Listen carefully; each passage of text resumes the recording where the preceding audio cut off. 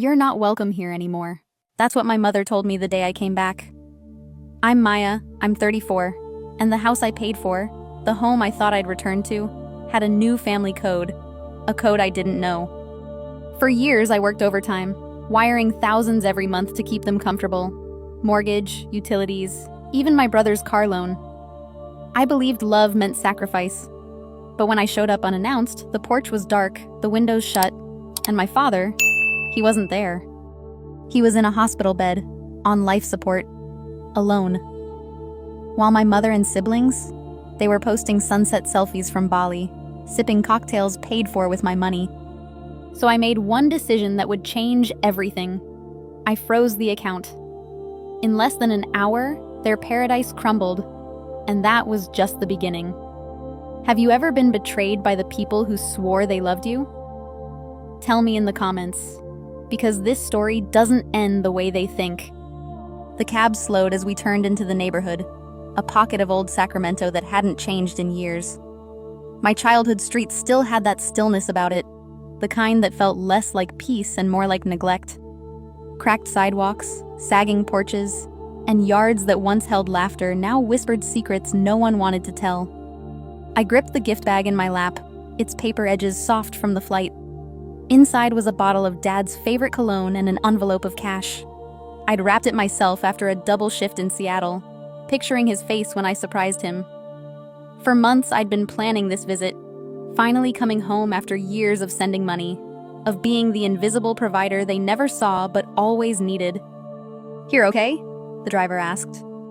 "Yeah, here's good," I murmured. The house looked smaller than I remembered. No lights, no wreath on the door, no smell of slow-cooked pork drifting from the kitchen, just silence. I rang the bell, waited, knocked, nothing. My calls went straight to voicemail. Mom, Cassian, Diana, all dead air. Then I heard it. Her voice. Not in person, but from across the street. A woman pushing a stroller waved. "Maya, wow, long time." Her tone was warm, but her next words cracked something inside me. "They're not home. Left for Bali a few days ago. Big family trip. Didn't you go?" I blinked. My mouth opened, but no words came. She kept talking, like filling the silence could make it better. "Oh, and your dad? Hope he's okay." Ambulance came. What, 2 weeks back? Took him to County General. County, ICU. 2 weeks. Alone. My ears rang, my stomach turned to stone. I nodded, thanked her with a voice that didn't sound like mine, and walked back to the cab. "Back to the airport?" the driver asked. "No," I said, staring out the window. "County General." As we pulled away, the house disappeared behind me, a hollow shell with its curtains drawn. The same house I'd kept alive with every transfer, every sacrifice. My fingers tightened on the gift bag as memories surged. The $1,500 I sent every month, the kitchen remodel I paid for, Cassian's car loan I cleared without blinking. I worked double shifts, skipped vacations, told myself it was worth it, because family comes first. The cab rolled through downtown. Holiday lights blinked from store windows, bright and mocking. Couples laughed on sidewalks, arms linked, their world intact. Mine had shattered in a single sentence from a stranger. I stared at the blur of headlights, feeling my throat tighten until it hurt. And they left him. For beaches and cocktails, for Instagram smiles. I pressed my forehead against the cold glass, fighting tears. My chest burned, but not from grief. It was something colder, heavier, a truth settling in like winter fog. I was never family. I was a paycheck. And that night, something inside me shifted. Quiet, sharp, irreversible. And for the first time in years, I stopped hoping they'd love me back. The fluorescent lights hit me first, sharp, cold, and unkind. County General smelled like ammonia and recycled air, the kind of air that made you feel like breathing was borrowed time. I walked past rows of plastic chairs filled with people holding tissues, plastic cups of vending machine coffee, and looks that knew what waiting really meant. "ICU 6th floor, the nurse at the desk said after typing in his name. "George Ramos, "Are you family?" "I'm his daughter," I answered, my voice steady, though nothing inside me was. She looked up, her eyes softening just a little. "No one's been by. Not once. I'm glad you're here." Her words landed like a blade wrapped in velvet. No one's been by. 2 weeks, and not a single visit. Not a single hand to hold his. Not a single whisper to let him know he wasn't forgotten. I gripped the visitor badge like it might anchor me and made my way to the elevator. Each floor number lit up in slow motion, and by the time the doors opened, I wasn't sure if I was breathing. Room 623. The hallway stretched ahead, sterile and endless. My boots barely made a sound on the polished linoleum. When I opened the door, the man in the bed didn't look like my father. He looked like the shadow of someone who used to make the world feel safe. Tubes tangled at his sides, machines breathed for him with mechanical precision, a rhythm too steady to be human. His mouth hung slightly open, his cheeks hollow. A thin strap rested on one wrist like a quiet accusation. For a long time, I didn't move. I just stood there, staring at the man who had carried groceries in one hand and my childhood dreams in the other, and now couldn't even carry his own breath. My knees gave a little as I sank into the chair beside him. "Dad," I whispered, barely more than a breath. Nothing answered except the hiss of oxygen, the beep-beep of a machine counting heartbeats like coins. I reached for his hand. It was dry, cool, fragile, like paper left too long in the sun. My thumb brushed over calluses that never faded, even after he stopped working. I remembered every check I sent for medication, for bills, for emergencies that always seemed to come like storms in summer. Unexpected, relentless. $2,500 a month. 3 years straight. A remodel for a kitchen I hadn't cooked in. A down payment on a car I never drove. My overtime, my skipped vacations, my careful plans, all funneled into a family that treated me like a resource, not a daughter. And now this. A rented villa in Bali. Cocktails clinking while he lay here under fluorescent lights. I sat there until time dissolved, until the ache in my spine matched the ache in my chest. Then I stood, walked to the tiny bathroom down the hall, and stared at my reflection in the harsh mirror light. My face looked foreign. Eyes swollen, skin sallow, jaw tight with something I hadn't named yet. Not grief, not shock. Something quieter, sharper. The kind of resolve that doesn't roar, it whispers. It waits. When I walked back into the room, I pulled the chair close and laid my hand over his again. "You're not going to be alone anymore," I said softly. "I promise." And for the first time in years, a promise felt like power. The call connected on the second ring. Her face filled the screen, tanned skin, sunglasses pushed up into perfectly styled hair, a drink sweating in her hand. Behind her, palm trees swayed like a cruel punchline. "Oh, Maya," she said, voice sugar-sweet. "Everything okay?" I stared at her for a beat too long. "Did you know Dad is in the hospital?" My voice was flat, dead calm.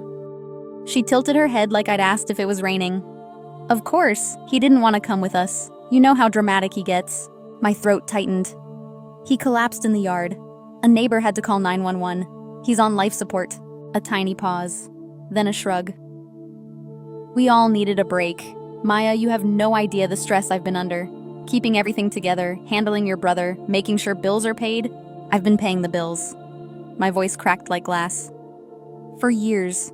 Her lips pursed, the way they always did when I refused to play the grateful daughter. "Don't start with this tone. Your father always had a flair for the tragic. He'll pull through. We'll come back when we can."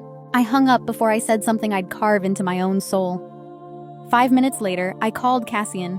He answered on the fourth ring, voice lazy, like I'd woken him from a nap. "Maya, what's going on?" "Dad's in ICU. He's been here 2 weeks. He's not breathing on his own." A pause, then yeah, Mom told me. I gripped the phone tighter. "And you still went to Bali?" "Maya, you're blowing this out of proportion. We needed this trip. You're so emotional." "Chill." Emotional. That word hit harder than any fist. "He could die, Cassian." "Then handle it," he snapped. "You're good at that." The line went dead. Something inside me fractured. Not loud, not messy, just final. I set the phone on the tray table and stared at it until the screen went black. Then it lit up again. Voicemail from Mom. Against my better judgment, I pressed play. Maya, what are you doing? You ungrateful little brat. I gave you life and this is how you repay me? Your father would be ashamed. Fix it, now. The venom in her voice didn't sting. It clarified. This wasn't guilt, it was control, and I was done playing my part. I opened the banking app with hands that didn't shake. Not anymore. The numbers glared back at me. Tens of thousands gone in 3 weeks.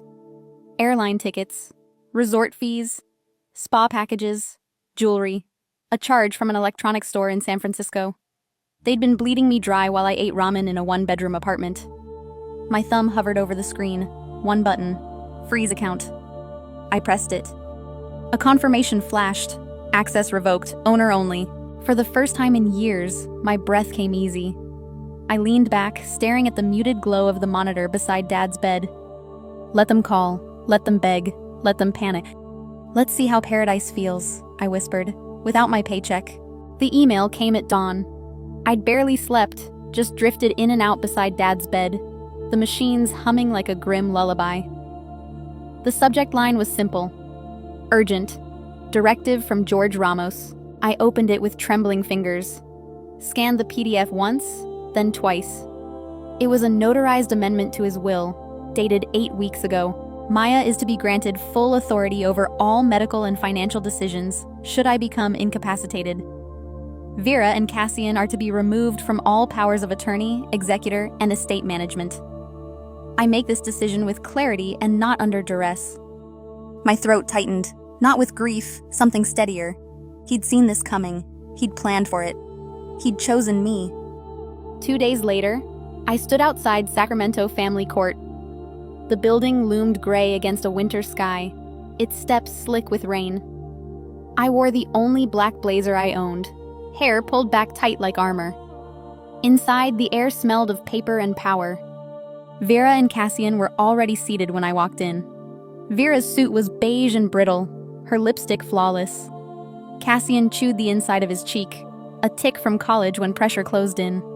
Their lawyer looked like he'd been sculpted from arrogance. Gray suit, sharp tie, smile that didn't reach his eyes. I didn't look at them. I took my seat across the aisle, hands folded, heart steady. The judge entered, mid-60s, silver hair, eyes like scalpels.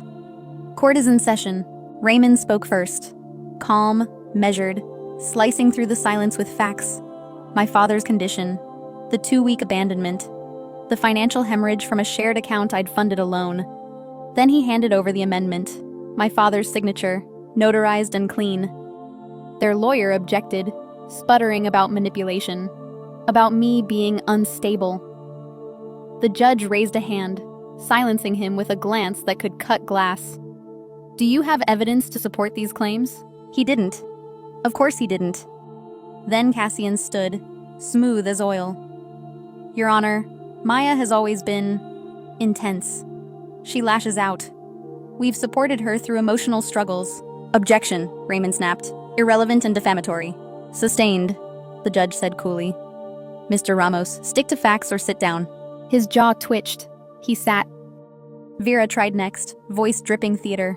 I raised that girl. I carried her for 9 months. The judge cut her off like a guillotine. This isn't about ballet lessons or birthday parties, Mrs. Ramos. It's about documented neglect and financial misconduct. And based on the evidence, the neglect is staggering. Silence swallowed the room. Finally, the ruling came like a gavel through bone. Effective immediately, Maya Ramos is granted full conservatorship over her father's medical and financial affairs. Vera and Cassian Ramos are barred from accessing any related assets or accounts without prior court approval. Do you understand? Vera stared straight ahead, eyes glassy with something too brittle to be remorse. Cassian clenched his fists, a boy stripped of toys he thought were his by birthright. I didn't smile, didn't gloat, just stood, gathered my papers and walked out. The cold hit like truth, clean, bracing, undeniable. For the first time in years, the weight wasn't on my back. It was in my hands. And I had no intention of letting go. 2 weeks later, I stood in a rented hall behind the Veterans Garden. No velvet ropes, no marble columns, just oak trees outside, a winter sky, and a table with my father's photo, him in his army blues, back straight, eyes calm. Beside it sat the mission statement for the George Ramos Dignity Fund, a foundation to help elderly patients abandoned in hospitals, built with what was left of his estate. 7 chairs were filled, 2 nurses who cared for him, Mr. Raymond, the neighbor who called 911, and one of Dad's old army buddies who drove 3 hours after finding the announcement online. No one else. No family invitations were sent.